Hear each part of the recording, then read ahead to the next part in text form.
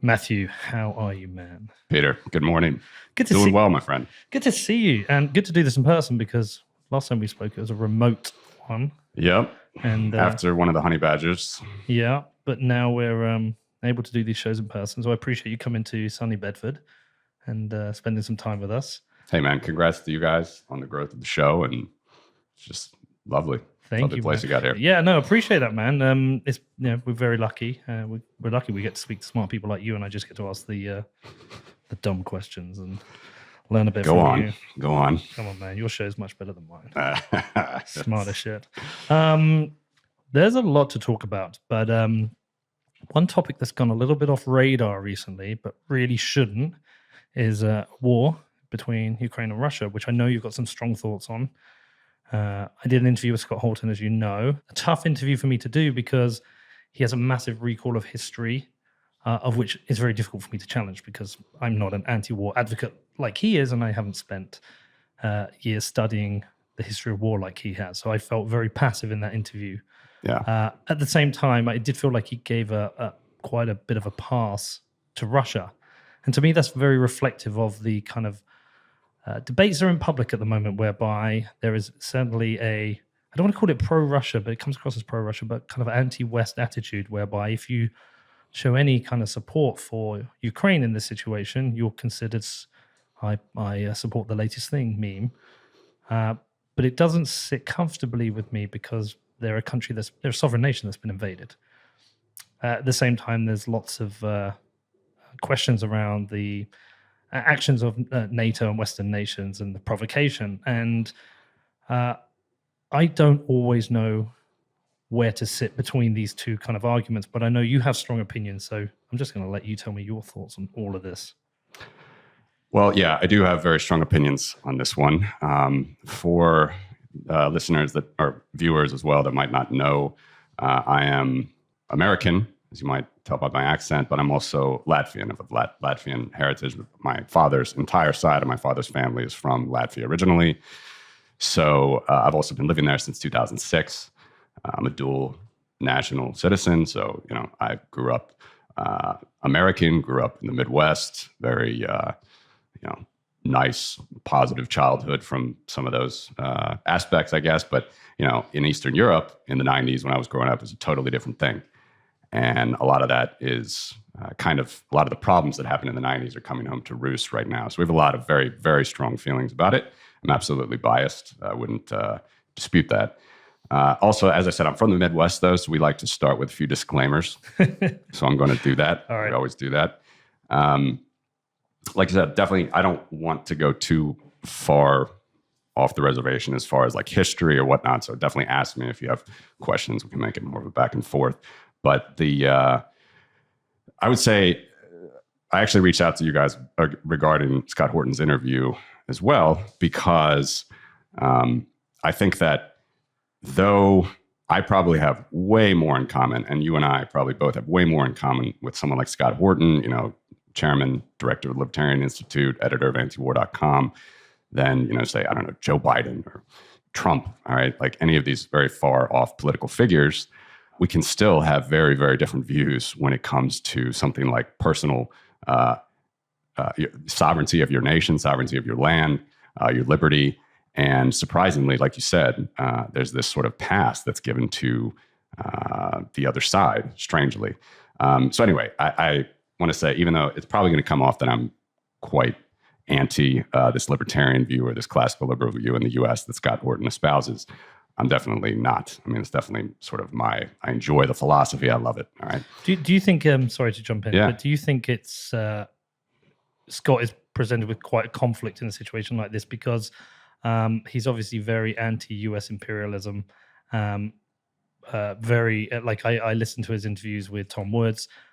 He obviously would be very critical of US foreign policy with regards to what's happened in the Middle East. And therefore, when this situation has arisen, he's perhaps been so anti-US for a good couple of decades now that he finds it difficult to defend the US in this situation. Yeah, and that was exactly the next thing I was going to say. Right. I mean, like, I've said this, my listeners have heard me say this so often, they're probably sick of it, but you have to catch yourself if you realize that the only thing that you're talking about all day, every day is your hatred for the U.S. empire. All right, the U.S. empire has done a lot of bad things.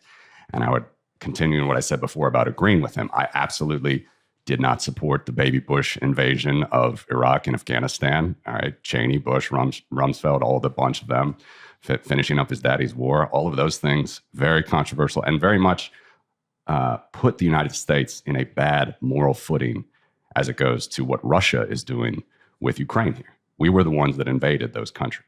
All right, we don't have to go in, to the rest about 9/11 and the fact that they're all Saudis and whatnot. But I mean, like, those are the pretexts of us going into those countries, and that was very unfortunate for a United States sort of moral leadership in the world today. But there comes a point where you have to catch yourself and realize how disillusioned you are with the U.S. government. And I've lived abroad. Yeah, it's Eastern Europe. All right, it's not Africa or East Asia, but I've lived abroad, and I can see that the world is a very, very different place than the views of the Texas libertarians, I like to call them.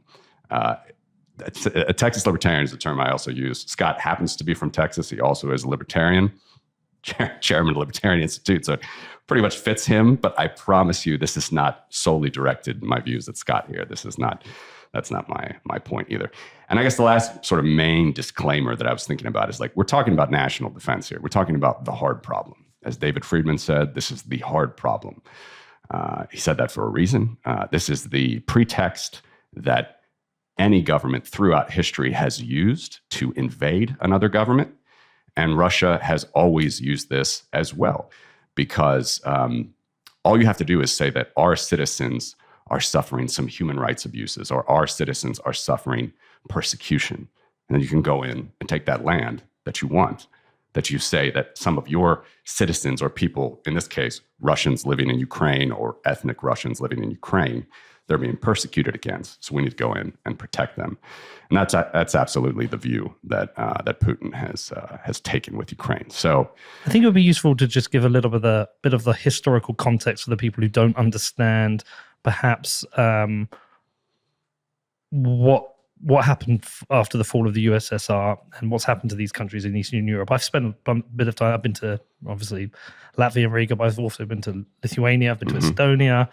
I've been to Ukraine itself. I went out to an England football game there once, and similar-ish countries, but also very independent with their own cultures. Yeah. And I think if you're going to take a view on this region and you haven't been there, you've got certain challenges. But even myself, I don't understand the historical context of the relationship between them and the USSR. I understand they were part of it and there was a breakup of the USSR, but I don't understand what that meant for, say, border regions. Yeah. So it is challenging for, again, the average American to understand the differences there in Eastern Europe. Basically, after the fall of the USSR, you had three countries that were the start, the impetus of the breakup, which was Latvia, Lithuania, Estonia. They were the first ones to proclaim independence. Georgia and Azerbaijan did very much at the same time as well. But they had a little bit of a different history than the Baltic people, which were always on the Western forefront of the USSR. As well, for us, if you're following this on Ukraine Twitter at all, which I must admit I'm much more on Ukraine Twitter these days than I'm on Bitcoin Twitter, just because it means so much to us here. But you're going to see that the Balts are the most outspoken against what's happening in Ukraine, because it happened to us. I mean, so after World War, not to go too much deep into the history, but after World War II, we were annexed by the USSR.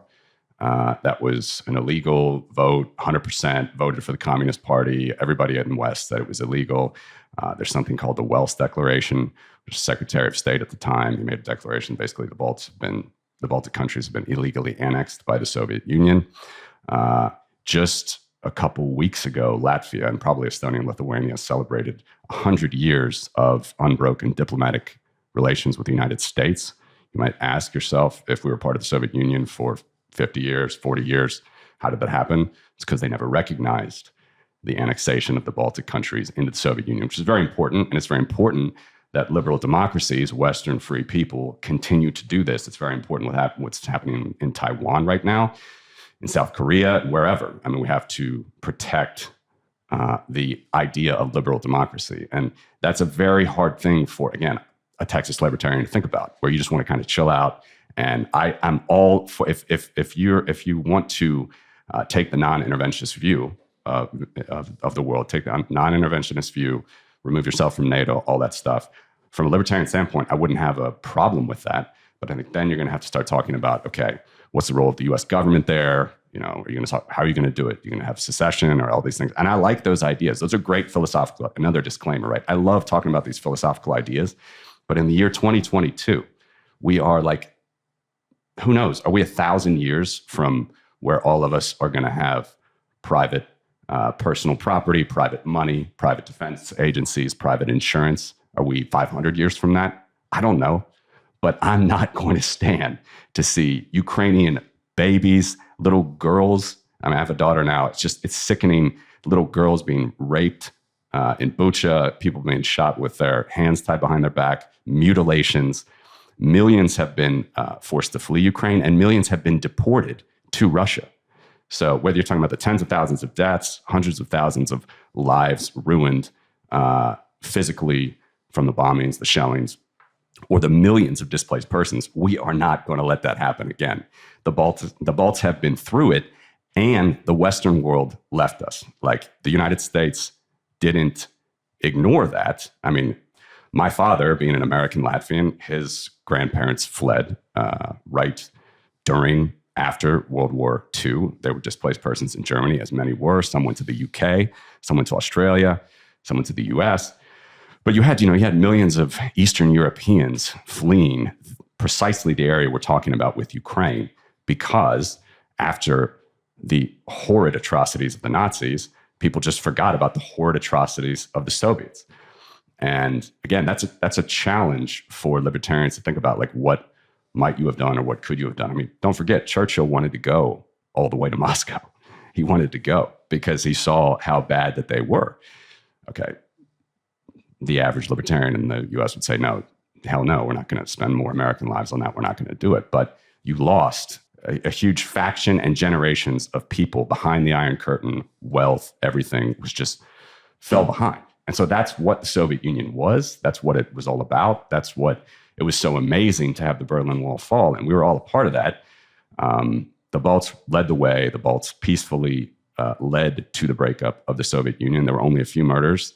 Gorbachev was generally pretty good, but he also did send tanks into Vilnius in like 1989. 1991. 1989, we started the protest. 1991, the same year that the Soviet Union was dissolved, he sent tanks in. A bunch of people were killed in Lithuania and whatnot. But it was you're talking a drop in the bucket compared to what it could have been, a country of, a supranational country of 180 million people or something.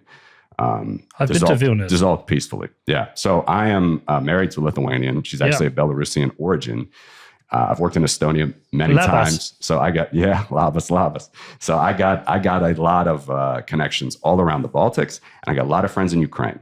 All right. I know I have Jewish friends that are married to Ukrainians. Like, we can talk about all this. All right. And by the way, I think we should just go from 0 to 60, because we should just attack some of these issues that are, in my opinion, complete straw man. So one is the Nazi one. Again, I'm from the US. You're not going to gaslight me on the Nazi thing. And by the way, I thought as libertarians, we were not supposed to, be part of this woke establishment. We're just going to call people Nazis, ad lib it, and just say, okay, I don't like this person. They're a Nazi. Right. Let's tee this up, though. Let's tee it Firstly, up. You're very fired up, which is good to see. I tell you why it's glad to see it, because for me, it was very clear as Russia invaded Ukraine, this was an invasion of a sovereign country, an unwarranted invasion of a sovereign country. For the second time within a decade, it was very clear what was happening. And if I ever tried to make public comment on it, it was like, you support the latest thing, meme, yada, yada. Sure. All that shit was coming out. And I almost got tired of trying to say, hold on, Putin is a psychopathic dictator. Yeah. He also a sad journalists. atmosphere of post-COVID interventions, post-Canadian truckers, Dutch farmers, all these things. People get tired of it. It's like Ukraine is just another one of those.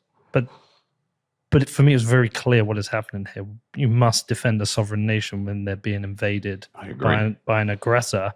So you wanted to talk, you want to 0 to 60, you want to start with the Nazi thing. Let's just tear it up and explain that. Yeah. One of the excuses given for the war was the Azov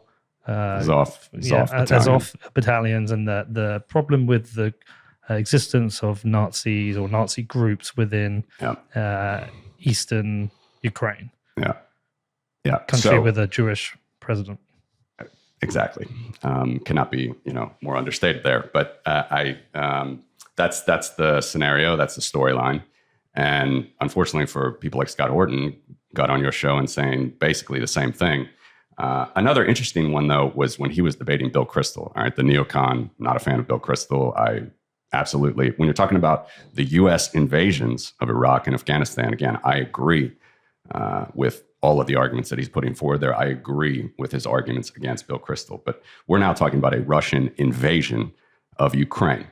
So here's an interesting thing that I noticed. Sorry to single out Scott, but here it is. During the debate that he had with Bill Kristol, he'd say something like this. He'd say, you have to either acknowledge that someone like Hitler was an exception to the rule or he was the rule. I claim he's the exception. So as Scott I would agree with this, rightly pose, I'm not going to go and call all of my political foes Hitler, which he would always, and I've followed Scott for a long time, okay? He would always have a problem with any sort of politician, regardless of who it was, all right? Some Speaker of the House or whoever, getting up there, we're talking about Saddam, Ahmadinejad, Gaddafi, anybody in the Middle East, all right? You're going to find some American politicians who are going to call them Hitler-like or even Stalin-like. But Hitler-like is obviously the one that's going to trigger, right? That's the Nazi comparison. So he said in his debate with Bill Kristol, that's either the exception or it's not. I think it's the exception. We should not just go along. And this is following the libertarian line, which is supposed to be anti-woke, not calling people Nazis, all right? We shouldn't just call people Hitler. We shouldn't just call people Nazis. It's sort of a tremendous lack of self-awareness. I don't think he realized that later on in the debate, there was a question about Ukraine. He proceeded to call a huge faction of Ukrainians Nazis because of the Azov battalion, because of what he thought happened in Maidan, which we can talk about. He's done that multiple times, not just in that debate, which was just so stark, because in the same debate, he can say, we're not supposed to call people Hitler. By the way, Ukrainians are Nazis. And on your show, he's calling Ukrainians Nazis. The Azov battalion, we don't have to go through this, but let's just, again, let's straw man it, or I don't know if steel man or straw man in this example, but yeah, I guess it's a steel man. Let's say that the entire country of Ukraine is actually Nazis, all 40 million of them, all right? Even Zelensky, the Jewish president. Okay, let's not say that it's that's 1,000 strong regiment in the far east of Ukraine, which is around this Sea of Azov, which for whatever reason, I don't know, they had some Nazi-like affinities there. Let's not assume that it's the one person that was elected to parliament post Maidan in 2014. There hasn't been any political faction represented by Azov or any of these sort of fringe groups at all in Ukraine since then. Let's not assume it was only those small things. Let's assume it was the whole country of Ukraine that was Nazis, card-carrying Nazis. And I thought it, by the way, I'm just sorry to these little sidebars, but I thought it was so funny on this show that he's sitting there and saying, like, these Nazis in Charlottesville, with the tattoos sitting in prison, they're not real Nazis. I know what real Nazis are. These are the ones in Ukraine. What is a real Nazi now in the modern context? I don't know. You'd have to ask him that. Because that's actually an interesting point. Is it a Nazi sympathizer? Is it somebody who hates the Jewish? Is it somebody who's trying to, I don't know, wants to kill people? Like what is it? When you say someone's a Nazi now, Ahmadinejad said he wanted to what? Just fascist beliefs? Yeah, I think this was a bad translation of Ahmadinejad. I by no means would try to defend him in any means, but I believe he said, let's wipe Israel off the face of the map. That might have been a bad translation, but let's just say someone who wants to wipe Israel off the face of the map, hates Jews, wants to kill Jews, whatever.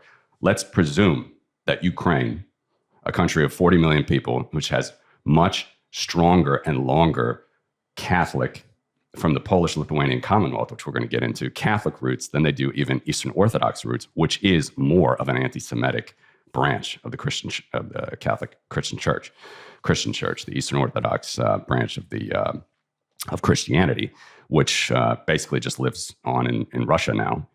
Let's presume that the whole country is Nazis. All right. Do we still justify Vladimir Putin moving the tanks in on February 24th, raping, killing, mutilating girls, families? I mean, these pictures, like, I can't, it just, the absolute lack of self-awareness, the hypocrisy. And again, we're supposed to be the anti-woke. Don't get too, carried up in a little bit of the craziness was happening in the US in 2020, 2021.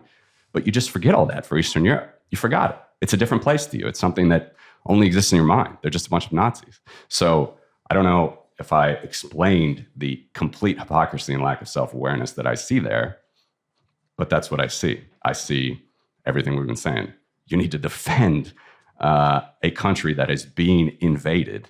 Is it not important, though, at that point to kind of separate the groups of people who are supporting Ukraine or against supporting Ukraine? Because it feels to me it seems to just become part of the US culture war. Because it seems to me if you're a Democrat, you might have a Ukraine flag in your profile, a bit of a virtue signal. But at the same time, the Democrats do want to send money out to support Zelensky and want to support their military efforts. Yeah. And it seems to be the more from a Republican libertarian side that's critical of this, as saying we shouldn't be interfering, we don't want to get involved. They want to bring up history of like corruption in Ukraine, or they want to bring up reasons to not align with the decisions that the Democrat Party is maybe making. Is it just down to a culture war? I reject the premise. Okay. Right? It's down to moving more boldly ever against evil in the world, as Mises said. I mean, we're talking about Western liberal democracies, and we're talking about a kleptocratic dictator who is never democratic, Vladimir Putin, and we'll get to him in a second. But it is about being ever more boldly against the evil, going ever more boldly against evil in the world. That's what it's about. So, 20 years ago, it was the, baby Bush and the neocons that were supporting these types of things, like arming nations that are suffering from dictatorial regimes. And, it's a tough one it's just a tough one to go back and forth on that, because I do absolutely believe political football is always being played by not only countries that the United States might want influence over or even resources over. I mean, let's just not forget about what's happening with the petrodollar the last 50 years. When we talk about money and inflation, we can get into those things. But, this is the world that we live in 2022. Okay, there's political football. There are things that, 1 year might seem like the Republicans are in favor for. It's pretty sad that 20 years, like it's only the Democrats. 20 years later, it's only Democrats that are in favor for. I can't give you an answer for that. But again, I can tell you we're not 1,000 years from now where we're in our utopian, libertarian, classical, liberal, anarcho-capitalist paradise, where we all have private property, sufficient ammunition to defend our own private property, private insurance, private money, all the rest. We are just not there. So again, the choice is crystal clear for us. You're going to forget Ukraine, just like the Balts were forgotten in post-World War II era, or we don't. And I absolutely am in favor of not doing that. I can talk about, ways to do that, Bitcoin donations, all the rest, but that's a little bit later. But there is a lot of support. So the lens people see it may be very different from where they are. There may be, say, out in America, there may be different factions, groups of people, again, might be a political football, but have different opinions about Ukraine and whether it should be supported. Here in the UK, it's universal support. Yeah. There is no half of the country is saying we shouldn't be involved. There's universal support. Yeah. The government have been very supportive of it. The opposition party have been very supportive of our government supporting Ukraine. We've been very supportive of bringing people in from Ukraine. I mean, that's another sad thing when you mentioned everything happened is didn't actually mention the separation of families. So a lot of families come to live here, but it's the mom, the grandma, the children. There's no dads coming. There's no brothers. There's no uncles. It's all. I mean, we put a family up in Birmingham. Somebody I was with yesterday has got a family they've put up here. There's a lot of people coming over, it's almost universal support here. Have you got that feeling? Yeah, I mean, universal might be too strong, but it's the vast majority. Yeah. It isn't there. It isn't part of a culture war. It is a sovereign nation's been invaded, cities are being destroyed, people are being murdered. How do we help them? Yeah, and that's I think as well an interesting illustrative aspect of the difference between Americans and Brits. And if we're talking about the culture war and let's say Europe.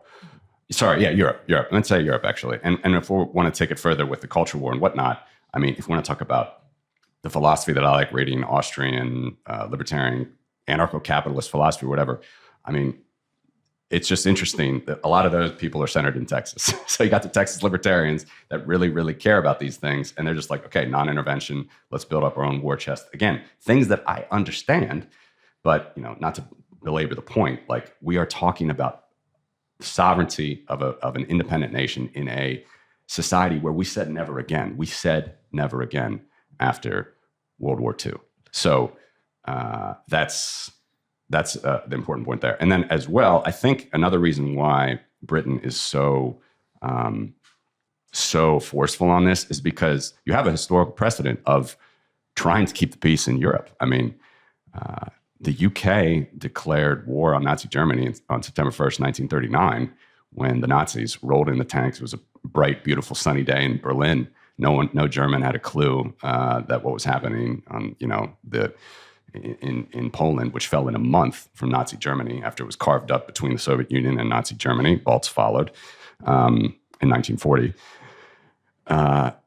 Britain was the only country from the beginning of World War II until the end to stay with Poland. They had their alliances. They said, "Look, we're not going to stay, and we're going to declare war on you." And unfortunate for Poland and all of the Iron Curtain, the Czechs, the Slovaks, the Hungarians, Bulgarians, Romanians, we all fell behind this Iron Curtain, which was the peace that was made, unfortunately, after World War II. You know, the big powers just making the agreements to, you know, this is going to be the post-World War order. And that's a bit sad. I think that, you know, again, I don't want to rewrite history. And Scott was trying to do that with World War I, which again, I thought was very inappropriate because I just can't see how, let's say, Woodrow Wilson, his existence as a man is going to stop Adolf Hitler. It's going to stop Joseph Stalin. It's going to stop Lenin. All of these just boorish idiots in Moscow from taking on these horrible ideas of Marx. You're going to say that all of that was from, you know, Woodrow Wilson. I mean, that didn't stop the building of the Kiel Canal before World War I. That didn't stop all sorts of just horrible things that were happening. Also, the nationalist movements from countries that were trying to become independent after World War I, which the Balts were a part of that. But anyway, I'm getting sidebar, which I said I would not do. But yeah, I don't know. Any more points on that, I guess? Well, there's a lot of questions I'd like to ask you. One thing, what is the relationship between the Baltic nations? Very good. Very harmonious. There's a tweet I saw last month. It's there's a border town. It's Valga in Estonia, Valka in Latvia, Valga, and it's always shared a border. Well before Soviet times, whatever. It's always shared a border. And now they have built a skateboarding jump across the border. And it's just hilarious. Like, can you imagine, like, between countries, just like this skateboarder going over, jumping. They got like Latvian flags on the one side, Estonian flags on the other side. So it's fantastic. And how much both political support but military support is Ukraine getting from the other nations? 100%. Yeah. There's, you know, you saw the visa bans that started, which is another thing we could talk about. Maybe I want to hold that off, though, because these are still some of the solutions. And I still want to maybe talk about, I have some receipts here that I still want to talk about. Let's go through it. Regarding saying why this is so different that we can't defend a place like Ukraine in 2022 when it's trying to defend their sovereignty. So here's another one. So I brought up I don't know if I hit the bullseye or the mark on the Nazi thing. Is the reality of it is that there are factions of people who are consider themselves Nazis or are some form of nationalist, right-wing nationalist, as you get in pretty much every country. We have it. There are people in Germany. There's in Russia. Yeah. There's people in the US. Oh, my Jewish friends always say, like, look at Russia. I mean, you think Ukrainians Nazis? Look at Russia. Yeah. And if you're going to talk about Azov, Russia had these parties, Russia for Russians. Yeah. These parties, these factions, these neo-Nazi groups, tens of thousands of people. If you want to talk about Nazi problem, it's the epicenter is in Russia. The Pale of Settlement. We're going to talk about a little bit of history. The Pale of Settlement. Okay, this was a Russian czarist idea where all Jews in the empire were going to be deported to a certain part of Eastern Europe. Unfortunately, it was parts like Ukraine, Belarus, and they're just going to stay there. They can't leave. They can't vote, and that's where they live. That's what but they're still servants, right? That's that, you know. And the Russian Empire was way different than like the Austrian Empire, the German Empire. You had kind of like a middle class in those empires. The Russian Empire, these people were dirt poor, peasants, just dirt poor. So when you mix in, you know, poverty and a state-sponsored Pale of Settlement regime, which is the product of the Russian Empire, which I want to get back to because Scott Horton seemed to fondly look back at the Russian Empire, or at least not belittle Putin for looking back fondly at the Russian Empire. Lots to say about that. But you know, this is what is going on in Eastern Europe. That's the historical context there. And one more thing, actually, about that small sidebar. But again, I'm all for being non-anti-woke as far as the U.S. stuff goes. Okay, we know that there's Marxist beginnings of the Black Lives Matter movement. Okay, there are. That's a fact. That's even acknowledged, I believe, by the founders. But who own big houses? Yeah, it's unreal. Right? And we're supposed to be against this stuff, right? Yeah. Like anti-woke or whatever, non-woke, whatever way you want to say it. Okay, the skeleton key for unlocking all of the bullshit with this movement is Eastern Europe. All right, Eastern Europe is 99.999% white. The only black people I've seen since 2006 in Latvia were the 3 that came from the U.S. to play on the basketball teams. And there was a limit. You could only have 3, the EuroLeague limit. 3 per team from the U.S. I'm not joking there. I'm not making light of it or whatever. The Soviet Union was a closed country, just like the Pale of Settlement. You could not leave. You could not travel in the Soviet Union. They were all white. No Africans wanted to even go there. They'd much rather go to France, where they have historical ties, colonial ties, unfortunately, but that's, where they're going. So this is the situation of Eastern Europe. 99.99% white. Generations fell behind the entire United States during the Cold War. Generations. All right. They said the Soviet Union was the second biggest economy in the world. It was a mirage. It was really Japan from like the 70s and the 80s. It was just killing it. Absolutely killing it. Soviet Union couldn't do anything. It remained the same state that it is today, a petro state that has natural resources, iron ore, but they couldn't build anything because they were founded on a horrible Marxist, communist, dictatorial ideology. That was the Bolshevik Revolution, supposed to be all for the good, but as we know, all of these things always just destroy people and society and civilization. So in my view, literally the thing that unlocks the bullshit of this woke, it's racism is behind the economic problems of certain people in the United States. I'm sorry to say, look at Eastern Europe. And look at Eastern Europe then, and look at Eastern Europe now. In places like the Baltics, it's thriving. Yeah. We ran as fast as we could from the Soviet Union in 1991, as fast as we could. And now we're middle of the pack in Europe as far as all of the metrics go, and growing and thriving. And people want to come there, people want to work there, all the rest. I've just been out to Estonia. It's unbelievable. Absolutely. Unbelievable, the progress. I felt like I was just in, because you have these kind of pictures. Maybe I think it's probably because as a kid when I went to Yugoslavia, a long time ago. Yeah. It was See a less. You go. Yeah, so I was 5 years old. We drove from the UK to Yugoslavia and went to Belgrade and then went down to the coast. But before the breakup. But it was a much less developed nation. And the reason we went, we had a family move to Bedford where we live and lived 2 doors down for us who were Yugoslavian, and they came for work. And my mum taught them English, so they invited us out there. But it was a less developed nation. So when I started going out to Eastern Europe, I kind of expected the same. I went to Estonia. I mean, it's as good as any major city in Europe. 100%. Unbelievable. And I want to talk about Estonia a little bit as well. I got some more receipts on that. Tomas Ilves, if you want to follow Ukraine Twitter, you want to get a raw, to the bone, just straight on bullseye of every point as far as Lithuania, as far as Eastern Europe should be looking, and the world should be looking at helping Ukrainians. Follow Tomas Ilves. He's the former president of Estonia. We can put some things up on the screen in a second. He's just as pissed as I am. He's just as pissed as all of us in Eastern Europe, and he's not holding back. And his tweets are just something to behold. So I again, I'm biased, but I would strongly encourage. And he was a coder. He was one of the guys that was very much. He went to Colombia, by the way, and when the Baltics were suffering during the financial crisis, Paul Krugman said that all of us should devalue our currencies. We weren't part of the euro then. We did not do that, which was a good move. We didn't have the IMF come in, as they always do, and devalue the currency. We had this thing called an internal devaluation. We don't have to get into it. But he was basically calling out Paul Krugman on Twitter, and that's kind of took him to fame, Ilves as well on this. But anyway, there's all sorts of interesting things there. I still have some receipts. I want to go. I want to go on. So the idea that the comparisons that I hear make, again, unfortunately, Scott Horton has made on your show. The one that seems to be made is between the United States and Canada. You might remember sort of talking about, again, this idea that Russia deserves to have this security apparatus. It deserves to have these legitimate concerns about its security, valued by the world. Okay. And the example you gave on your show was, let's suppose that the people of Canada all of a sudden just want to become communist. And let's say that they want to align forces with the Chinese. Scott said, what do you think the CIA would do? They'll be in there in a second. They'll take over Canada in a second. They'll agitate and stop that in a second. All right.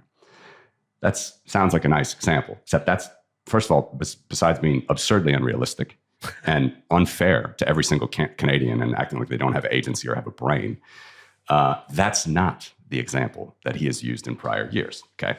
Now, I did track this down, but I remember him saying this, so I have a quote. This is how he used to talk about the Canadian example. All right. America's backyard is the entire Pacific Ocean, and yet Russia can't even be the dominant neighboring influence in Ukraine, which is their little Canada, their Russia Junior, which the Americans made clear that's why they wanted to take it away from them, because it was so important to them. He quoted Gideon Rose. He said that Ukraine is Robin to their Batman. He also, again, mocked the U.S. politician establishment case about Russia, is that it's basically a gas station with a border, which is true. And we can talk about the Yale report. Their economy is being cratered, as it should, because free and independent, logical companies are taking their capital away. 1,000 companies have left Russia because it is a gas station with a border. It has nothing that you should defend or want your capital to be in. But anyway, he was. This is his view of. That's actually his view of Canada. Is that Canada basically just exists because the United States lets them.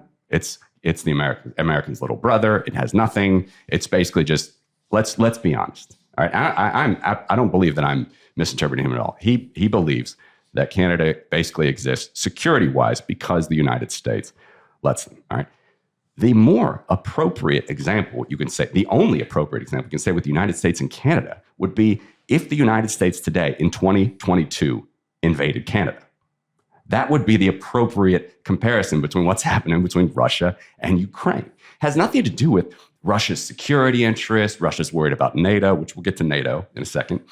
Russia's worried about NATO. They're so scared. They can't handle themselves. They're peeing their pants. Like, Ukraine is just such a dangerous place for them. It's got Nazis, has to be demilitarized, all the rest.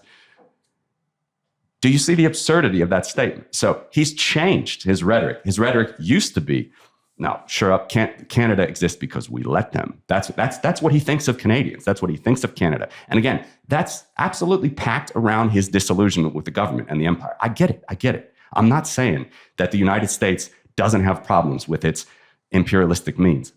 Do I have to do my disclaimers again? All right, Iraq, Afghanistan, I don't agree. Okay, those were invasions.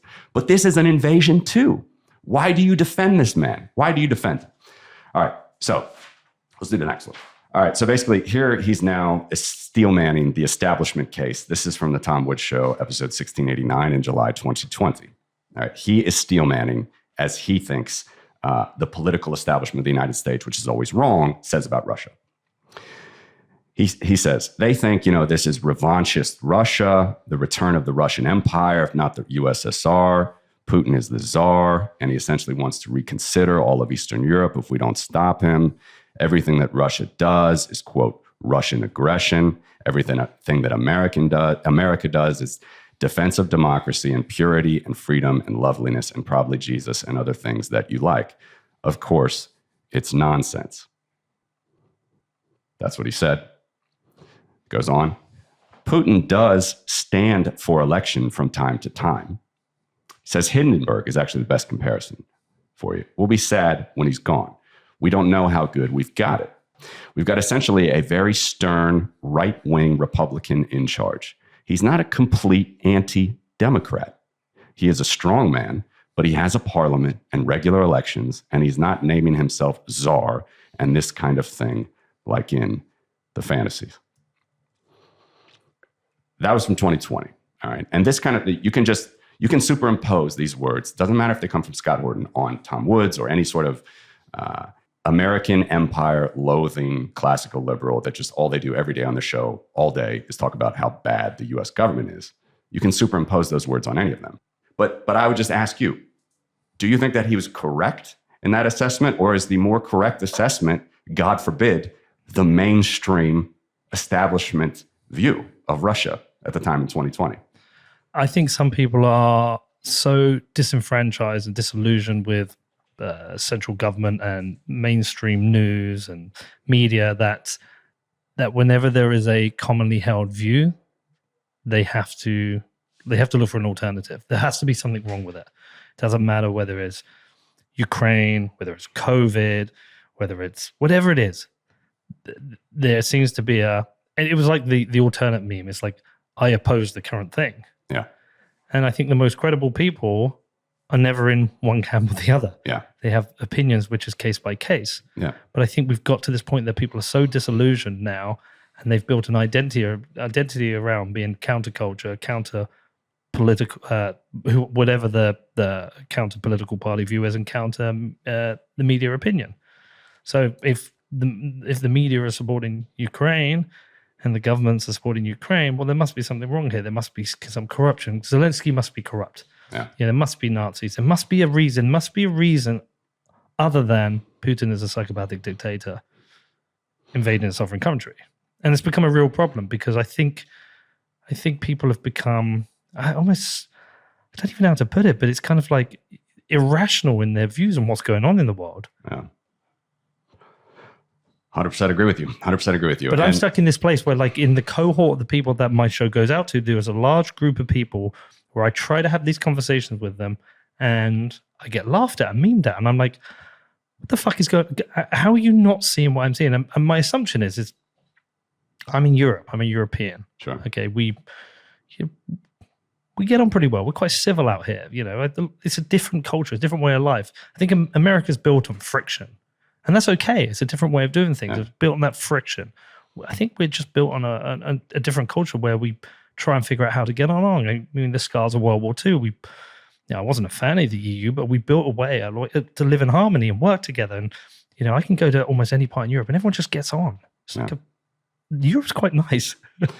And you have to generalize. I mean, these are big topics, right? Yeah. We're saying Russians, Ukrainians, Americans. I like to say Texas libertarians. It gets the point across a little bit more. But I mean, I agree with you. And I think that, as you said before, correct me when I said just Britain, I think it is Europe by and large that absolutely is united in this. So I'm super confident in that. And I would further say, look, if the Texas libertarians had their way, we got Dave Smith, the Mises Caucus, they're doing quite well in the US. Have at it, man. I would support you 100%. You would have my vote if you can actually starve the beast, whatever you want to do, whatever your strategy is, okay? If you want to get them out of NATO, go ahead and try. Go ahead and try, and we'll see what the rest of the people have to say. And again, this goes back to, like, America is so huge. It's different. We talk about Estonia, where it's very, very small. It's 1.2 million people or something. Really? Yeah. And Latvia's had 2.3. Now it's about 2. Lithuania about 3. So very, very small countries. And you can get a better sense for the people and the feeling and the leadership. All right. You just don't have that in America. So I understand their frustration. I understand it. But, even Michael Malice says he might not be alive to see I think he says he probably won't be alive to see a pure anarcho-capitalist society. I think that's a pretty reasonable thing to say, right? So where are you going to go from here? What do you want? Do you want to, just turn your back on everything, all the good values that America has, even if you want to do it in the most rosy terms, like born and bred throughout the world, it's only America, or do you want to just try to be a little bit more reasonable about it and support people that are having their sovereignty, their soil, their land invaded by an aggressor? So that's I think a big part of it. Do you think part of the reason other people are also nervous about offering support in that I think there's kind of two major nations people would be pretty scared to go to war with. One's China, one's Russia. Yeah, for obvious reasons, because the escalation. Yeah. It's bullshit from me from this side. Okay, we're not talking about invading Moscow. No, I know. No, but it's a real point. Who is talking about invading Moscow? We never were. It's a shithole. Yeah. We never want to go there. St. Petersburg and Moscow are the only places there's like any sort of semblance of a civilization. All right. We're going to get to all this. All right. Let's talk about Putin just for a second. Okay. This is the idea. Okay. As you can see, Scott Horton is perfectly fine saying in 2020, many people as well, they have a democracy. It's a vibrant economy, growing economy in Moscow. It's very nice. They do not have a democracy. Thank you. I mean, it's pretty obvious to say. I mean, but these are the things that are said. It just said that in the quote that I said. He's at least not anti-democrat. Said that there. The most rosy terms they might say, not even the most rosy terms. He's called it a democracy. Stands for election from time to time. I think when you're a strong man. I think when you're I think when you're murdering your political oppositions or trying to poison them or putting them in jail consistently for bullshit corruption charges, when you are rumored to be potentially the richest person in the world. Yeah, and he is, as Bill Browder said. Yeah. I think the take is probably 50% and all that stuff. There's a lot of good books. We can link them as well in the show notes that I would recommend. But there is no democracy in Russia. No democracy at all in Russia. Russians are fucked. And as far as the visa issue, that's another issue, which we'll talk about in a second, which is going to screw them more. And I think as long as Russians can see that there's no other way, look, at some level, you are going to get the government that you deserve. And it's only going to be them to stop what's happening. It's only going to be them. It's the Russians that are mining the Zaporizhia power plant right now in Ukraine, weaponizing that, which is very, very bad.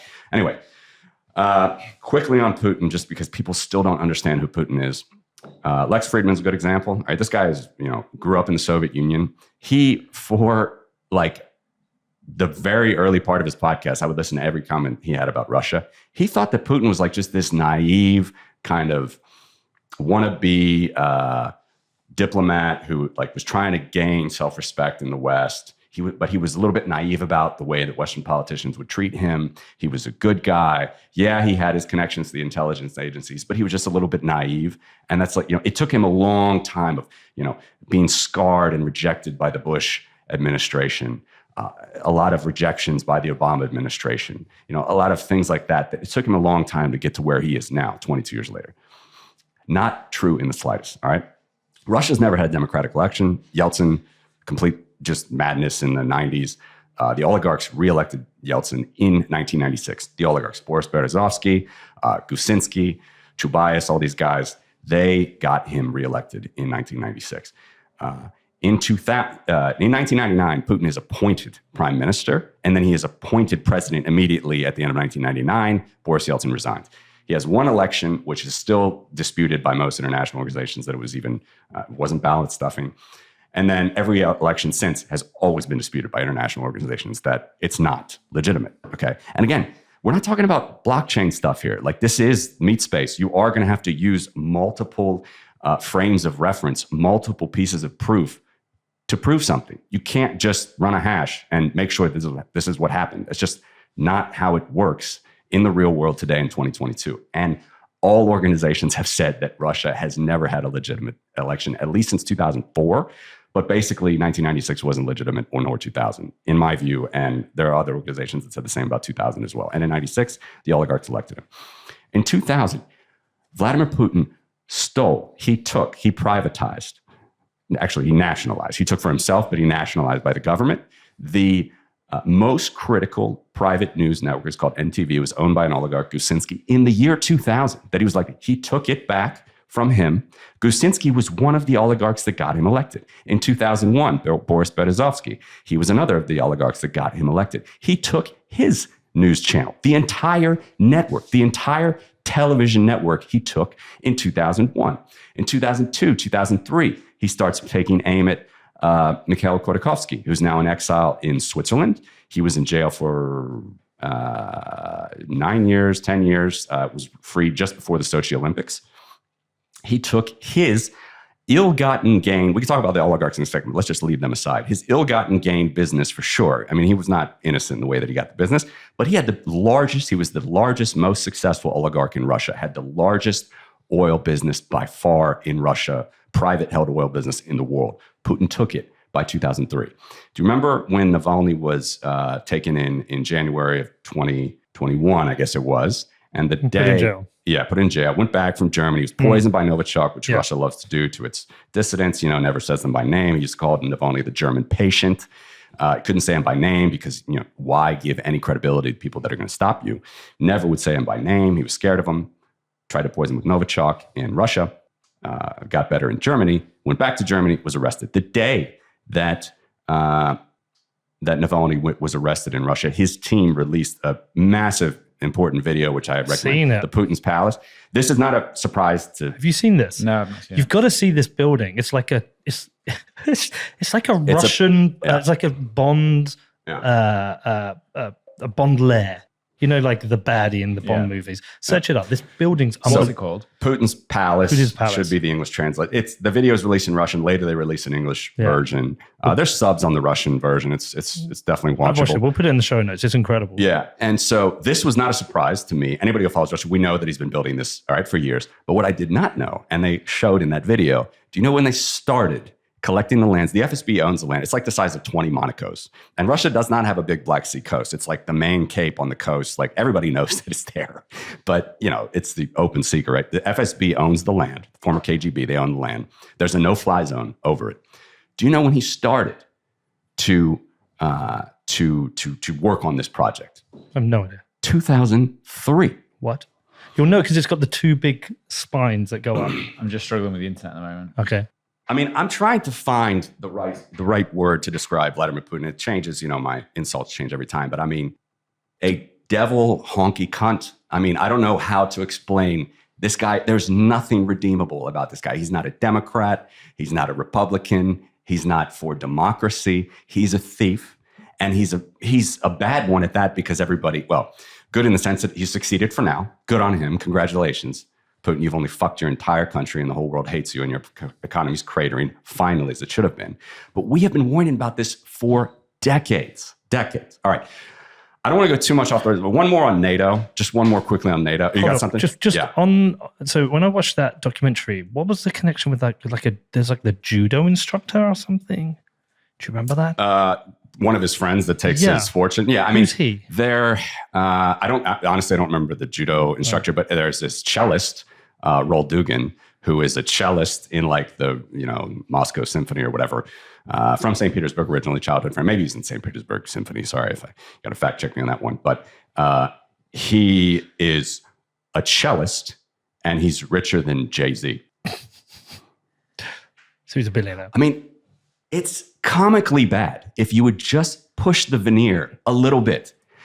And yet I cannot fathom the lack of self-awareness, the lack of understanding, the hypocrisy. If you're going to get on the Tom Woods show, you're going to talk about liberty and freedom and economics and self-sovereignty. And you are going to defend this guy. You're going to say he has a right to his security. You found it? Yeah, I think so. Is it this? Indeed it is. Yeah, but that's not the bit I was thinking of. It is that, but there is that one building. Do you know the one that's up into the... Yeah, there's a winery there. There's a helipad. There was going to be a hockey rink, which the thing is they had to rebuild it 3 times because it's all Russian style. It's secret. You have to sign NDAs, which don't mean anything in Russia, or just fear of death means something in Russia. And so they had to keep it secret. It just started to mold. He's never actually used it, best we can tell. He's definitely been there, whatever. But it's moldy. They had to redo it. It's just an absolute. But it's like a Bond villain lair. It's just insane. Yeah, it's absolutely insane. So yeah, like you see here, these are renovations on a brand new palace. It's just been It's not the building I molded think of, over. though. I don't know. There's wineries there. There's just all sorts of things that are going to be horribly managed, mismanaged, and whatever. It's a no-fly zone. The FSB owns the land. Look at that. That's unbelievable. What is that? Is that a church? There's got to be a lot of underground bunkers there as well. What are these weird little houses? Fucking hell, this is weird. Yeah, okay. So we should, I mean, what drives it? Is it just a power-hungry thief gangster? Yeah, it's a gangster state. It's always been that way. And so just to be clear, why is Russia so fucked up? Right? Why is Russia always causing problems? Why are they murdering their ex-spies, their ex-agents with plutonium and Novichok on British soil? Why did they? And by the way, the reason they do that, it was a former aide. I can't remember. It was one of the books I read. It was a former aide to like Obama or even Trump, said that the idea is basically the KGB is telling Western governments, the FSB, KGB, it doesn't matter what you call them, we don't give a fuck about you. We don't respect you. We don't respect your rules. We don't believe in your rules. We're different people. We don't give a fuck. That's why they do it. That's why they do it. And it's specifically geared towards traitors, but it's also, of course, to instill fear in free societies. So again, why would we let this stand? Which finally in 2022, now we have the Baltics, Finland, the Czechs did it. It's coming more. We've banned now tourist visas for Russians, which is very, very important. And we need to continue that. I feel for every Russian dissident that lives in Europe, and there are a lot of them. I can, again, send some links if people want to follow the good people on Twitter that are actually, posting lots of sources, lots of good stuff about, why you should not be supporting this regime. They can't go back. They'll be killed. I feel very much for them. I feel very much for their people. But how many chances are we going to give them? Danny, if you can go now to the link that I sent you. And is it because we have to, as you said, you can't invade Russia. We have to drive a revolution from within. We've got to, And so what do you think of Nor do we want to. I don't know. Of course. Nor do we want to. What do you think when you say tennis players are excluded from tournaments or the Russian drivers are excluded from Formula One? What do you think about that? I don't know. I don't have a strong opinion. All right. I don't have a strong opinion. I know that there are a lot of people on the tour that support them not being banned, maybe some that support them being banned. But I'd say things like that, which in my view are relatively inconsequential, but I guess it's interesting because a lot of eyeballs on the sport. You got to look at it case by case. If it's something that it's like, look, this is an asshole who's been a propagandist for Putin, maybe you'd want to ban him. If not, then maybe don't. I don't know. I don't have I'm not triggered by it one way or the other. But I do think if we're talking now tourist visas, that might ban them unless they get a professional visa, like where they can stay. That would ban them regardless. So I actually have to say I am more in favor of these bans than I've ever been. And I am, look, my daughter has Slavic blood. All right. I don't have any hatred to the Russian people. None whatsoever. Again, I hate even having to make those disclaimers. They're so juvenile disclaimers in the context of this argument where Ukrainians being raped, pillaged, murdered, sending washing machines home back to Siberia via Belarus post offices. All right. This is the kind of regime that you are supporting, tacitly or not, when you're saying all the things that, unfortunately, Scott said on your interview and many Texas libertarians say in many other places. Okay. Here's a good one on visa bans. Number one. So this guy's grew up. I left Russia in 1995 as an exchange student. This guy, Sergei Radchenko, very smart, well-versed Russian dissident, lives in Europe now. It was a deeply transformative experience that made me who I have become. So I will always be strongly opposed to measures aimed at blocking students exchange. Unmitigated folly. Okay, now, this is Tomas Ils, president of Estonia, former president of Estonia. He's an American Estonian, like I'm an American Latvian. To me, this hits the bullseye. Estonia is not, he's replying to this tweet. Estonia is not a social welfare agency for solving Russia's problems. We have no obligations to help a country that for 31 years has threatened us and now commits genocide in Ukraine. It's been 31 years. We fixed our country. We owe a country that ruined ours nothing. That's a fucking brilliant tweet. That is a fucking brilliant Mic tweet. drop. Yeah, I gotta follow this guy. He is unrepentant, nor should he be. I mean, just straight to the bone, every tweet that he does. And he's the former president of Estonia. He helped turn Estonia into the digital, the digital residency country that it is today for many businesses. A follow-up, Danny, read that one underneath. I should add that while we're a rather small country and small universities, we've allotted 250 places and scholarships for Ukrainians at the National University in Tartu. Is that Tartu? Yeah, Tartu. Who needs it more, Russians or the Ukrainian students that are intent on killing, castrating, or raping? Yeah, I didn't even mention the mutilating, right? That's been going on. Okay, so I mean, it's blunt, it's full on, but it's fucking good. Yeah, I mean, you really don't need to follow up to those words. It explains the way that we feel about it, the way that we've lived with this. Like we're done with this. Look, you are now invading Ukraine. We're not going to stand for it. And we're certainly not going to side with people who say that Russia's security interests are the problem here. Okay, next one.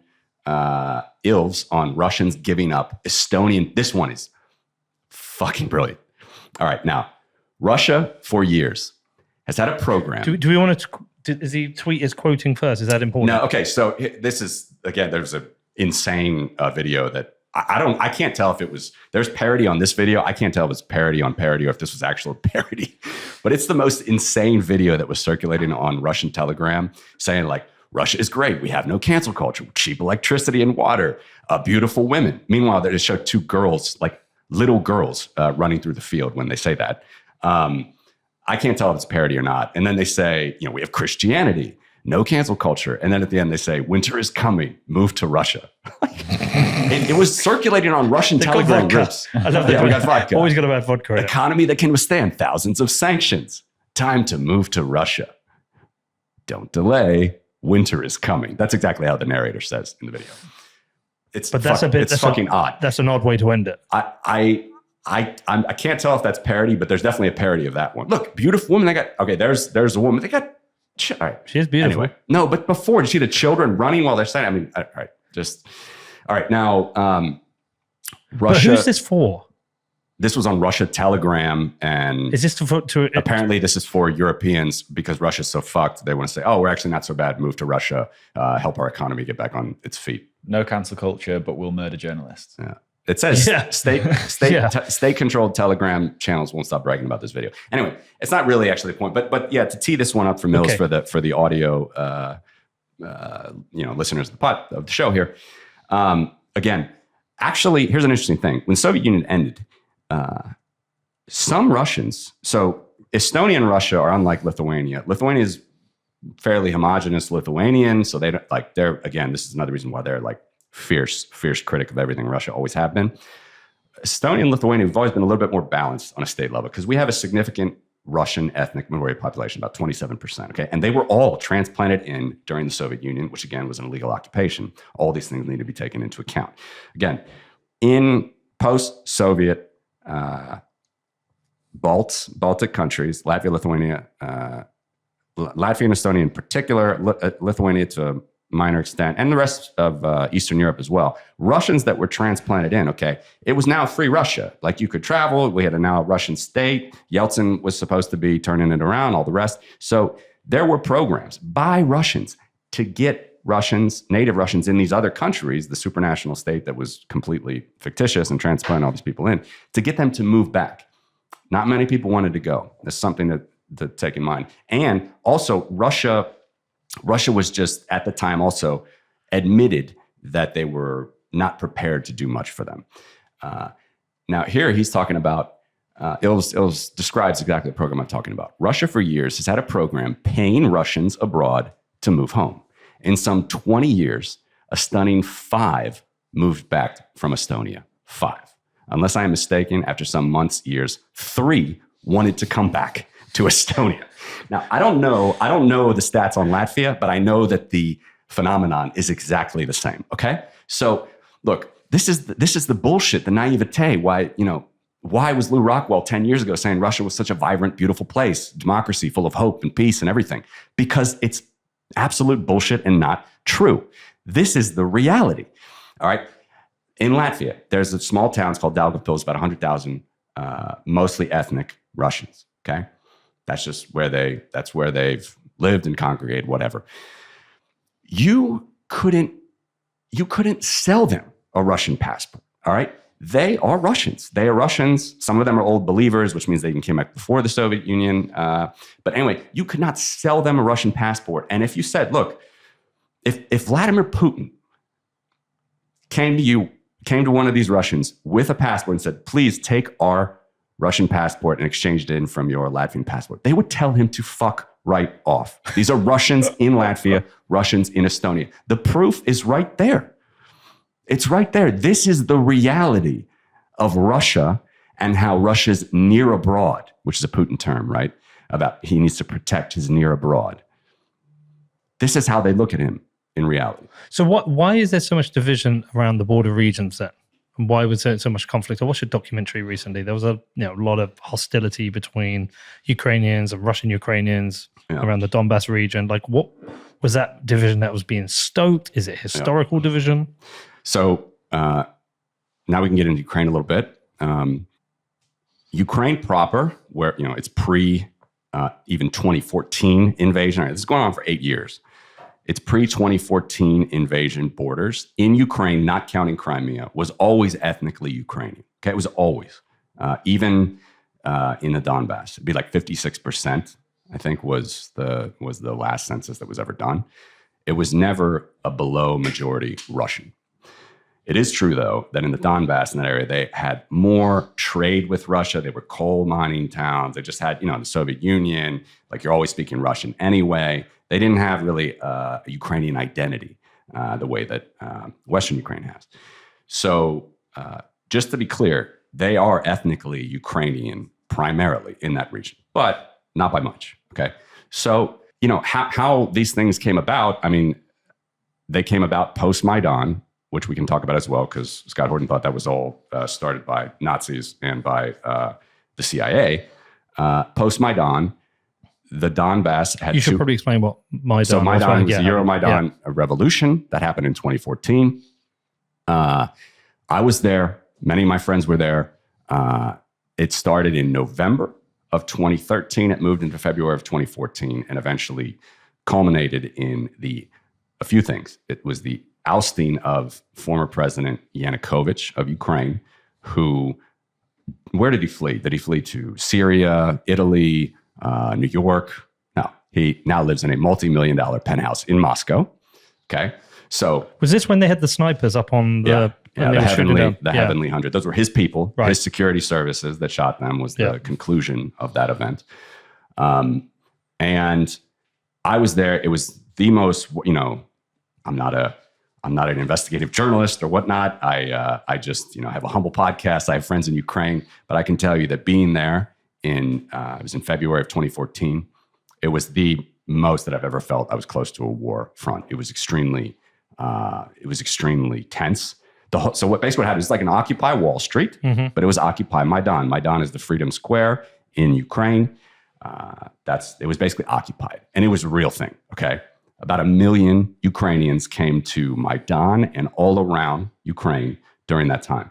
And why did they come? Because Yanukovych reneged on one of the first agreements that would have helped for EU accession, moving towards the EU, which Ukraine, a country of 40 million people strong, not at all a country of 40 million Nazis, a country of 40 million people strong, was ready to move towards the EU. They've been agitating for it. They wanted it. And so it was a revolution that actually started by students in November of 2013. I was there. Many people were there. It was an unbelievable thing. All right. Trying to think about how deep I want to go here on that issue. But basically, Maidan ended with the ousting of Yanukovych. The people got him out, which was a wonderful thing. It was actually the second time. The first time he was out was in the Orange Revolution in 2004. Again, Scott Horton liked to just throw in there that it was all the responsibility of the CIA. Yeah, I was going to say CIA plot. These people have no agency, right? They must just be dumb Ukrainians all right, because they have no agency. They can't think for themselves. They take absolutely no agency. It's all got to be the CIA. It's just remarkable to think that. Now, I want to address one of the things. So Scott always likes to bring up the Victoria Nuland call, which was a leaked call that after the Maidan had occurred, there were four factions, actually. There was Klitschko, the former boxer, his faction. There was Yatsenuk, and there was Timoshenko. She was jailed, political prisoner, basically, under the prior regime. She was her faction. And then it was the Maidan. Maidan itself kind of became a faction. It was a live, part of what was going to happen next with the government, because Yanukovych fled. He had the most corrupt mansion ever. This was they turned it into a museum. It was insane. I mean, gold-plated toilets, whatever. I'm exaggerating a little bit there, but it was just insane. The stuff that he stole, everything was insane. He also had a black book, by the way, which his party, the Party of Regions, had billions of dollars of bribes over his last tenure, billions of dollars of bribes. Paul Manafort was in that book. Many people were in that book. And these signatures were verified. The remarkable thing is this black book was signed by some of the Party of Regions, which is his party, this Donbass region, all right, which was more corrupt, more Putin-friendly, more favorable toward Russia. They signed these bribes. All right, I agree with you on this one. I'll take the money. It had signatures of the people that were basically, you know how corruption works, right? Everybody's got to be a part of it. If someone wants to get out, you can't get out because you're guilty too. That's how corruption works, right? So they actually had it on paper, and the signatures were verified after the fact. This was found in his residence, his presidential residence. So anyway, these were all the different factions. It was absolutely not a CIA coup or whatnot. And there was a phone call that was leaked. All right. Victoria Nuland, who this woman, I mean, she's like the Undersecretary of State, I think at the time. She was handing out cookies in Maidan, in good U.S. leadership style, not really putting on a good face for the U.S. Just it's a bit cheeky, going around handing out cookies during this revolution. And they were trying to say who they wanted to get into the new regime. And they said they think it's Yatsenuk. She said, fuck the EU, all this. And it looked bad. But again, can you point to that as being that the CIA is something that was running this? Yatsenuk wasn't even, he was the interim prime minister. Now he's out. And even before that, this Yanukovych, this corrupt Yanukovych, who now lives not in Italy or Syria or wherever, he lives in Moscow, there was a $30 million penthouse he lived in. It's probably well down now, at least since in valuation. He was ousted twice, right? So in 2004, that Orange Revolution, which again, CIA plot, of course. If you remember Team America, you remember, the puppet who's Yushchenko was his name, who beat him, came back because it was a rigged election. He had the pockmarked face. He got poisoned. Of course, Russian influenced election there. And the Ukrainians threw him out then.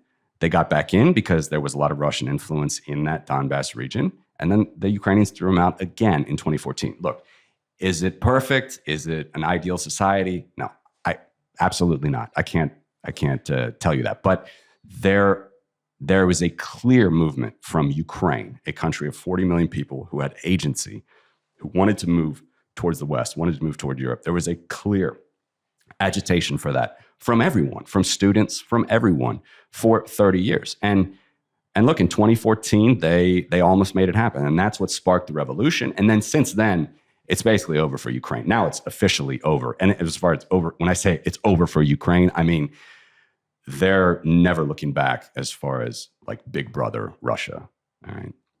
Another thing, Kremlin always, I'm jumping topics here now. Kremlin always deflects and projects, right? They say they want to denazify or demilitarize. That's exactly what should be happening to them. But Putin is not, you need to understand that when Putin speaks, all right, he's just trolling. He's a good troll, and he learned it over 22 years. I would be a good troll as well if I had a whole petrostate at my fingertips, and if I had all of these advisors basically just watching Western press, running the Internet Research Agency, telling me the things that Donald Trump supporters might want to hear, or some, anti-Obama faction might want to hear. That's all that he's doing. He's just putting this stuff out to the West all the time, every day. This is little statements. And That's just what they are doing. They are just trolling the West to say, like, yeah, we're a really level-headed, normal society too. I haven't stolen all the wealth in my country. Russia is the third largest exporter of oil in the world. Do you know how much of GDP they represent? 3%. Third largest oil exporter in the world, 3% of global GDP. It's an absolute banana republic. Absolutely. All right, so all of these things, look, it's corruption. All I can say is the reason that Ukraine blew up in the after this Maidan revolution, Ukraine had these two Donetsk and Lugansk people's republics. All right, the only reasons that they signed over was because of the FSB. All right, it wasn't Russian peacekeepers coming in. These were FSB agents. This guy Igor Girkin, absolute scumbag. He cut out the stomach of one of the local councilmen's stomach in 2014. Everything was at gunpoint. All right, and that includes Crimea as well. Crimea was at gunpoint. Lugansk, Donetsk was all at gunpoint in 2014 by the FSB, and they shot down MH17 months later in July of 2014. We just forgot about that as the West. We forgot about it. The Dutch were pissed. But the Dutch, as they do, they just kind of went on, stiff upper lip, and like they just. Well, I think what's his name, Elliot, the guy they do the research from Bellingcat. Yeah, Bellingcat, Elliot Higgins. Yeah, Elliot Higgins. Yeah. I mean, they did the work. They did the work on MH17. Yeah, it's been proven. It's like the 53rd Regiment, I think is the number, just across the border. Brought that book in that serviced the air missile. That took down the plane. Igor Girkin was in charge of that as well as an FSB agent. Yeah. He's an absolute scumbag imperialist. There's so many of them. They were all agitating and doing all this stuff. And look where it got them. Look where it got them to be closer to Mother Russia, to be closer to the security. What do you think's driving it all though? Like why? Like, I think a lot of people want to know why. Do you just not care? You just don't give a fuck? Just, he is a gangster, fuck him. No, I think he wants blacks, his resources. Ukraine is the breadbasket of Europe. They have huge oil and gas resources. Even more have been discovered since the initial invasion, my understanding. Why does he want more resources, though? Because he's a corrupt criminal, and he just takes them all. As Bill Browder says, who is probably the Westerner that Vladimir Putin hates the most. And because Vladimir Putin usually speaks in this KGB speak, like I said, he never says the name of the people that he oppose him, like Navalny. He never says the name, calls him the German patient. He doesn't think that Americans can pick up on that. So he actually said, this private U.S. citizen, he used to be a hedge fund manager in Russia. He started this thing called the Mežinskis Act, which was taking away visas and it was freezing orders on oligarchs and stuff, which was their Achilles heel. Because again, they just steal this stuff and they say they hate Europe. They hate woke culture in Europe. But where do all the oligarchs go in the summer or the winter? They're in Cannes, they're in Antibes, they're in Nice, all the rest. So again, we're on a lot of different topics here now, but how did I want to, I thought I could wrap this up. Oh no, what does he want? He obviously wants to go all through the northern coast of the Black Sea. He took Crimea, we didn't do anything. It's their land, it's Crimea. I can talk about Crimea as well in a sec. He took all of their land all the way on the north part of the Black Sea. He wants to take Moldova, which doesn't have any Black Sea coast, but he wants to take that and then move on. Is it for the ports? Is it like strategic? Absolutely. Crimea is a historical free port.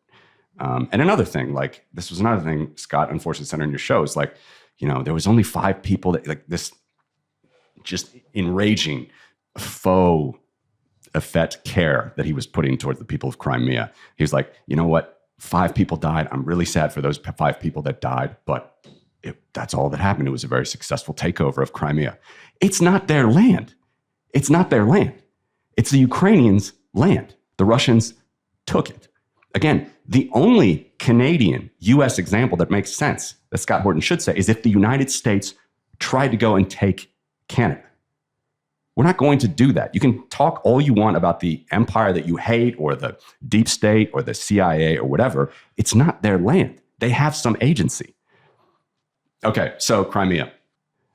Russia has about 130 years of czarist rule over Crimea, all right? But before that, it was ruled by the Ottomans for 600 years. 600 years. And after the czars, it was an autonomous region of the Soviet Union for the first half of the Soviet Union before World War II. After World War II, then it was part of Ukraine. Okay, so you break up the Bolshevik, you break up the independent Ukraine. The only time that Russia owned Crimea or had any claim on Crimea was about 130 years. It was like late 1700s to start of the 20th century, 130 years. And just to say that that's okay, that they can take it, because at those times, that was like the claim of the Russian Empire. You gotta again push on that veneer. There were Jews there, there were Genuines there. It was a free port. I mean, and regardless, it was not Russia's at the time. It was Ukraine's. Russia, as well as Germany, as well as everybody, signed agreements at the dissolution of the Soviet Union. We gave, by the way, Russia signed an agreement and Germany signed an agreement. They gave up Kaliningrad. All right. So again, Scott Horton wants to think that there's like some statute of limitations, but it only goes back to the people that try to prove his point, like Tsarist Russia. All right.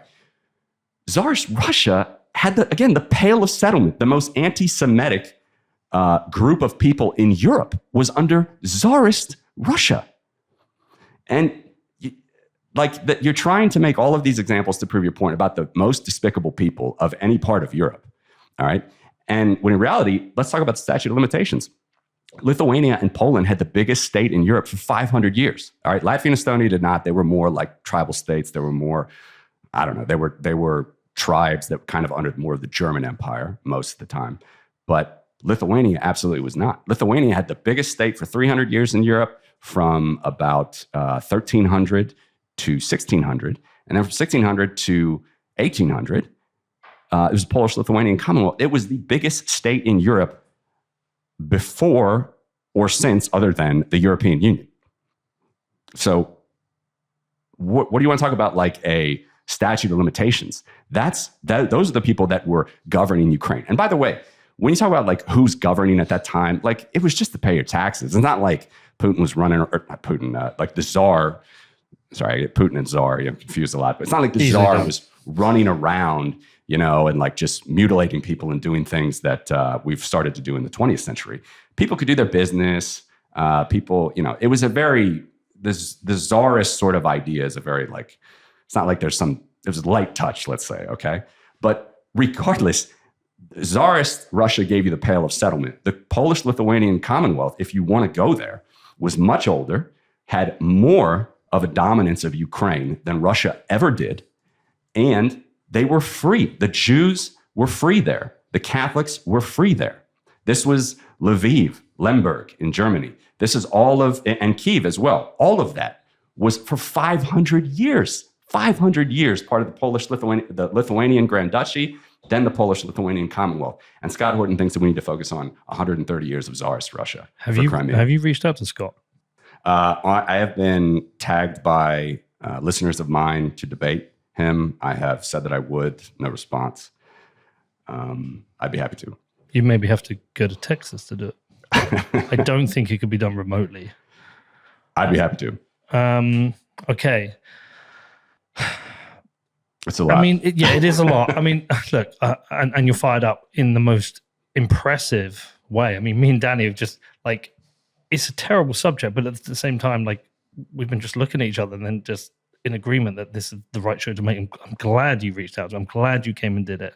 I'm glad you've corrected or brought in this alternative viewpoint to Scott's, which clarifies some things that I was having my own kind of doubts about. The war's kind of been forgotten now. It's becoming not by us, not by people in Eastern Europe. No, of course not. But like in the West, it's not on the news as much as it was. We're not hearing or seeing as much. What's the current status? What's happening? Yeah, and it's at a low. It's at a low.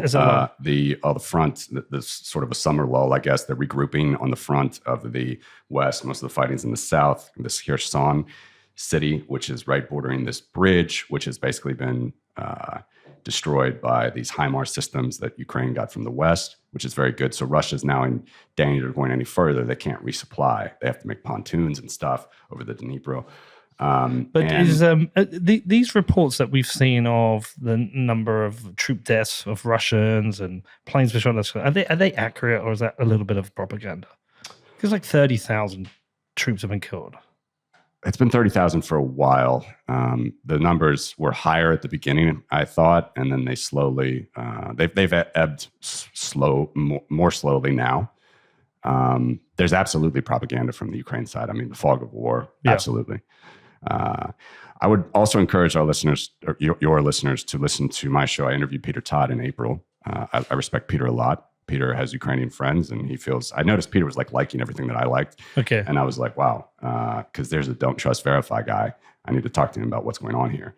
And I think that's a very important thing as well. Is like, you have to use multiple sources. You have to use photos. You have to talk to people and everything. And there was this interesting exchange he had with Bruce Fenton, who was, again, taking the Texas Libertarian view, where it's like, I don't know anything about this. He's more New Hampshire Libertarian. Yeah, no, I know. He's not. But there's a view. There's a view. I know.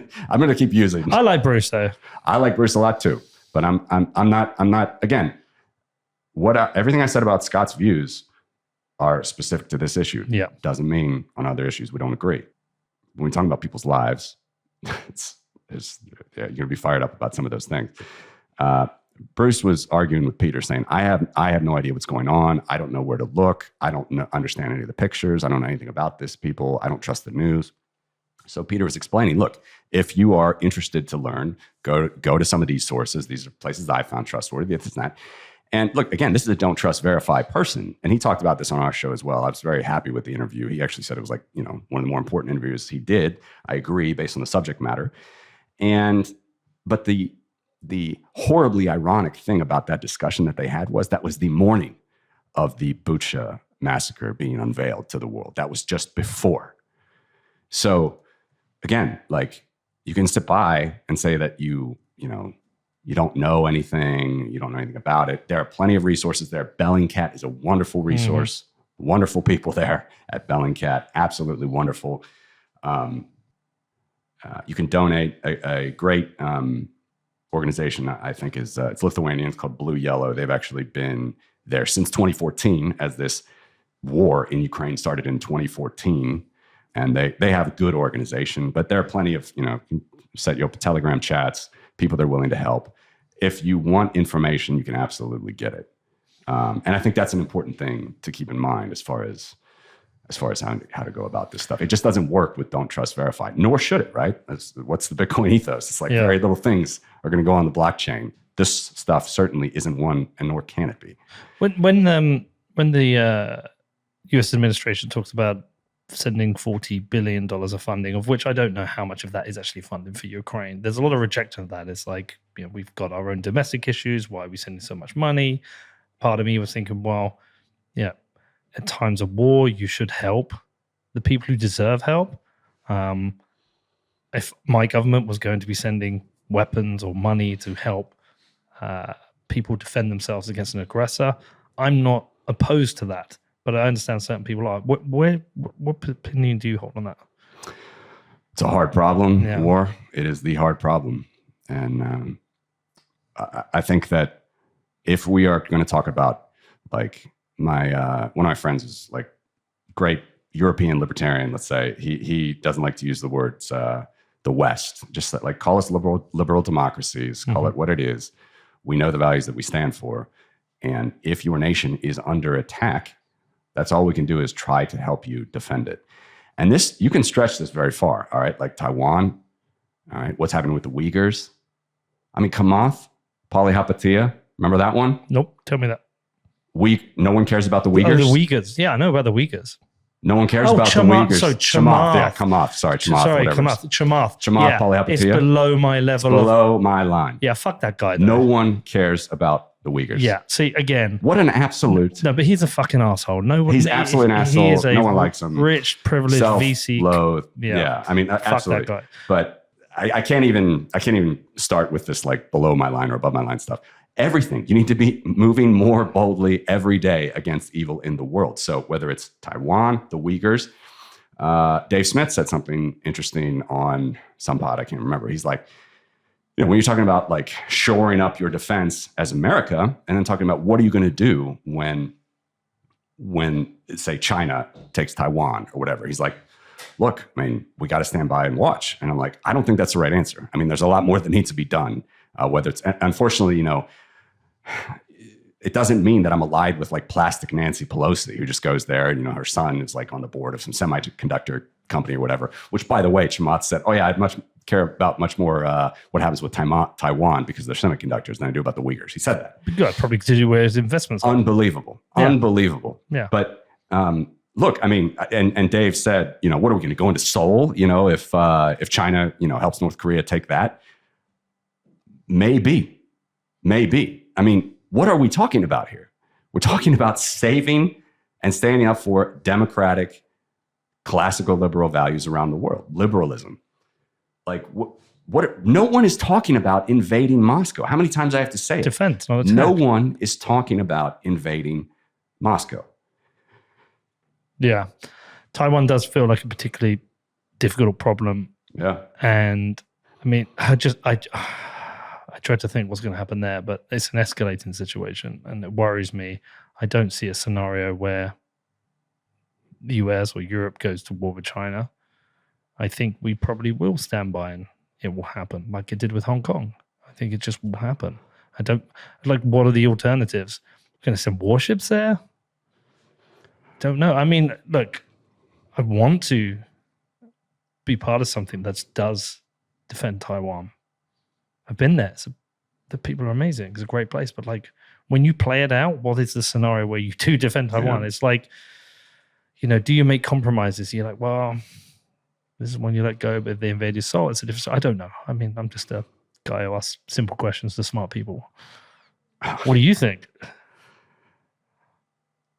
I think that we cannot stand by. It's and it pains me to say that I actually appreciate something that plastic Nancy Pelosi would have done. Right? I mean, this woman, you know, just insider trading galore, all the stuff. Like, you know, I'm not a fan of these leaders that we have. Okay, but there's so much that we can do. Are you talking about like economic pressures? Or are you talking about? No, I'm talking. Yeah, I'm not talking about military first. Of course. Yeah. Of course. Would it become a situation where you try to, you know, help as we're doing, sending weapons to Ukraine? Would that matter for Taiwan? Would it not? I don't know, but I absolutely would not say that we should stand by. No, nor should we stand by what's happening with the Uyghurs. Or, I mean, like, this is just unacceptable as far as if you want to be a modern liberal in the world. And but some people don't want to be a modern liberal. They want to be self-sovereign. That's why we're talking about it. Yeah. And people have different views about what that means. And I would say just stop the lack of self-awareness, stop the lack of hypocrisy. Like you know, let's just say it again. You can be against Iraq invasion. You can be against Afghanistan invasion. You can be against Ukrainian invasion. It all works out pretty nicely. Like if that's our view, if our view is to be anti-war, you can be against these things. You don't just let it happen. You just let him take it because Vladimir Putin tells you he's worried about his security interests.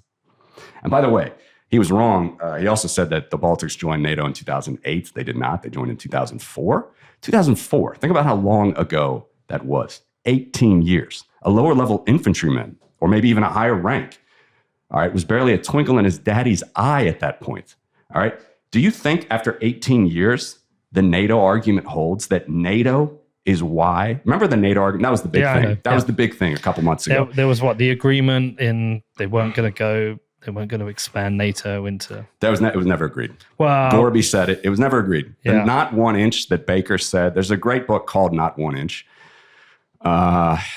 Gorby actually said in 2014 it was never agreed, and we all knew this as well and knew anything about the history. It was never, ever agreed. The not 1 inch was referring to U.S. nuclear weapons in West Germany going into East Germany. That's it. It was a passing comment. It was about nuclear weapons in the west of Europe and West Germany going into East Germany once Germany was reunified. Because that's all Germany cared about, was being unified. That was the big thing of 1989, right? Was Germany reunifying, and then the Soviet Union fell. But that had nothing to do with NATO expansion. Absolutely zero. Absolutely zero. But more importantly, that was 18 years ago. What was he doing? Just sitting on his ass and like all of a sudden he was surprised that like NATO was where it was. And by the way, we know what he was doing. I just told you what he was doing. Yeah.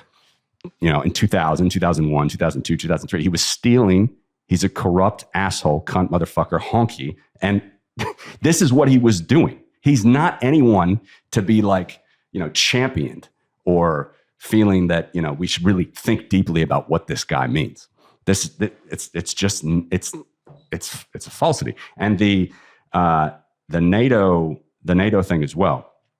So that was 18 years ago. Nothing, just one more thing about that point. Nothing happened other than like Croatia, North Macedonia. Nothing else happened on Russia's border in between then and now. And our countries, like the Visegrad countries, Poland, Hungary, the Czechs, Slovaks, the Balts, we were closer to the end of the Soviet Union, the fall of the Berlin Wall, than now we are to when they joined NATO. I mean, it's been 18 years. It's like, you just can't overstate that. It's just complete made up fabrication by it's not classical libertarians that are saying that, but they're definitely jumping on board with that. And then what further just blew a crater into this argument was who just joined in the last month. Finland, Sweden. Finland and Sweden. Finland's got a border. Finland has a border of thousands of kilometers with Russia. And what did Putin say? Oh, we don't really care. We don't have any disputes with them right now. So was it ever about NATO? Was it ever about NATO? Or was it just about him dominating Ukraine and dominating the Black Sea and taking shit that he never owned in the first place, which is his MO? There's a lot in here. My brother, who's a researcher on the show, will be doing the show notes and he'll be diligent on them. But is there any specific resources you would recommend people to go to? Yeah. So as I mentioned, Blue Yellow, Lithuanian charity supporting Ukraine have been since 2014. And it's just the closest to me.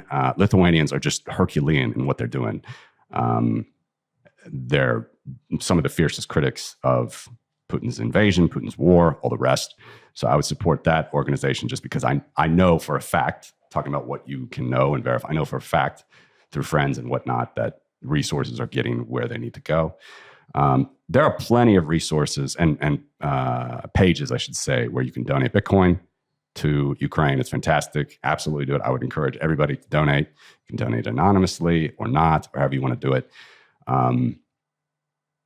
Telegram groups and things like that, we can put them in the show notes if you want some more info. And just like any closing comments for anyone who, because when I did the Scott Horton show, there were a lot of positive comments. A lot of people say, I'm glad you finally got Scott on. Finally got somebody talking about the truth from this side. There are a lot of people who maybe blindly or ignorantly follow Scott. And conversely, when they listen to this, we might be critical of you and say, no, you're wrong. Right? You got any final comments for these people? Yeah, no, I mean, it's none of this is a surprise to me. So I'm well aware of, if you were a Republican in the 2000s, you would be much more supportive of NATO than if you're a Democrat in 2022. It's very, it seems like political football. It's very sad. I'm not happy with it. All right. I'm not happy with U.S. empires. We don't have to go through all of my disclaimers again. I'm well aware of it. I'm a fan of the philosophy. I'm a fan of all of it. I consider myself an Austrian. But as Misi said, we need to move ever more boldly in the face of this evil. And, again, his big evil was Nazism. And we need to understand when people are gaslighting, when people are absolutely exaggerating the situation, and they have no concept of really what is happening on the ground. There's a veneer that is just very, very shallow, that if you have just a semblance, as those Ilves quotes were showing, like, five Russians that really wanted to go back to Russia. Okay, this is what they really think about that country. And again, we could go on and on and on about these topics, but just to say, like, I'm intimately familiar with the region. I'm intimately familiar with Ukraine, and it's absolutely, in my opinion, paramount that we support something like this today as much as you can. Donate, support, retweet, do things like that, and just try to get good information out there that can help people learn and understand more about, what the real evil here is. And again, no one is talking about invading Russia. We never have ever been talking about invading Russia. Russia is the one that's doing the invading. Again, the deflection The deflection and projection, again, it's always the case with Russia and Putin. It's like, you're not the victims, we're the victims. You're not the one that should be worried about your security. We're worried about security. That's a standard KGB type of discourse that Russia has been practicing for as long as he's been in office. Well, I'm hugely appreciative of you coming in and doing this and sharing your thoughts and educating me and the listeners on things we might not know about. We'll share everything in the show notes. Incredible. Thank you. Thank you.